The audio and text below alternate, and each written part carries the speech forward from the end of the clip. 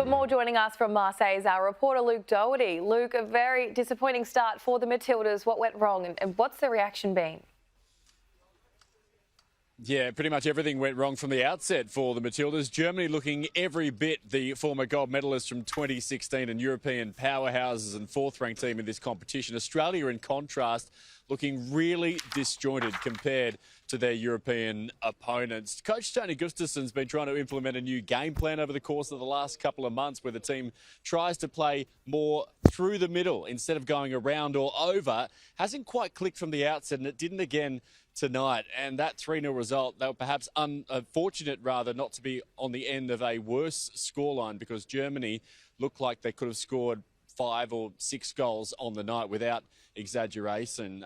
Karakuni Cross was below her unusually exceptional standards on the night. And Mary Fowler really struggled to get into the game as well, and they need her firing if they're to turn this tournament around from this point.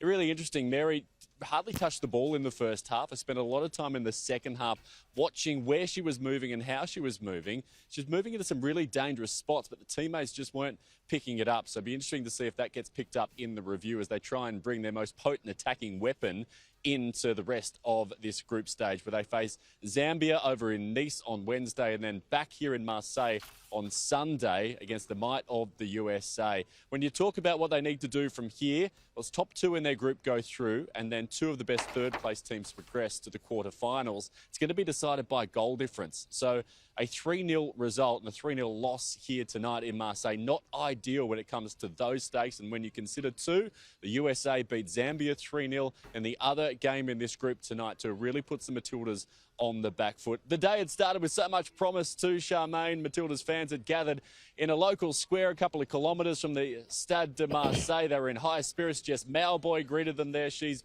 penned the Olympic anthem for the Australian side. Afterwards, the mood wasn't too bad. The Matildas fans still believing they can pull off a miracle and get this job done.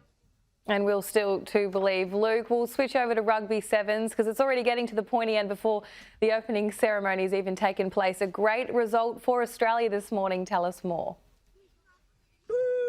Yeah, indeed. This game just finished not too long ago, and the Aussie men getting the job done 18-0 against USA in their quarterfinal. So they progressed through to the final 4, where they're going to play Fiji on Saturday. Interestingly, they went out in the quarterfinals in 2016 in Rio as Rugby Sevens made its debut, and then also in 2020 in Tokyo they went out in the quarterfinals there. So this is their best result at an Olympic Games. So something to celebrate already, but they've got their sights set on a medal at these games for sure and certain.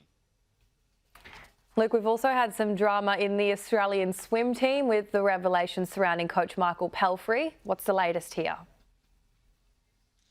Yeah, never a good sign when you consider that the Australian head swimming coach calls a press conference at 9:45 p.m. local time in Paris, just 2 days out before the swimming competition starts at an Olympic Games. This issue has been an ongoing saga for the last couple of days, revolving around the Australian coach Michael Palfrey. Now, he also coaches Kim Woo-min from Korea. Now, he's been quoted in an interview with Korean media giving some advice on what his charge needs to do to be competitive in the 400-metre freestyle on night 1 of competition in Paris at the Aquatic Centre there, and also ended that interview by saying, "Go Korea." Now, the problem is that 2 Aussies are in that race as well, and they're red-hot medal chances in Sam Short and Elijah Winnington. This has gone back and forth up the chains of power in the AOC and also Swimming Australia all day. They eventually made a decision on whether or not they're going to send Michael Palfrey home tonight,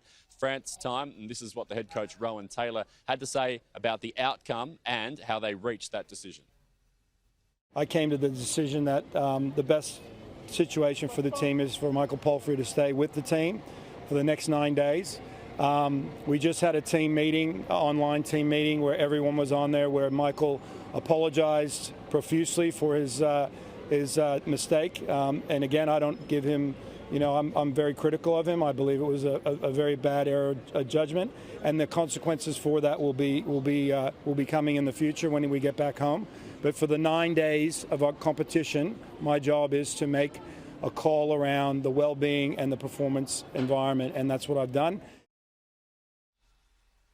So important to note that he does also coach other athletes on the Australian team, so probably not fair to send him home at this stage, given that it would also impact swimmers on the Australian team at this point. But the key there is that this issue will be raised again after the Olympics when the Australian team does get back home. And there'll no doubt be a pretty stern conversation with the head coach, Rowan Taylor.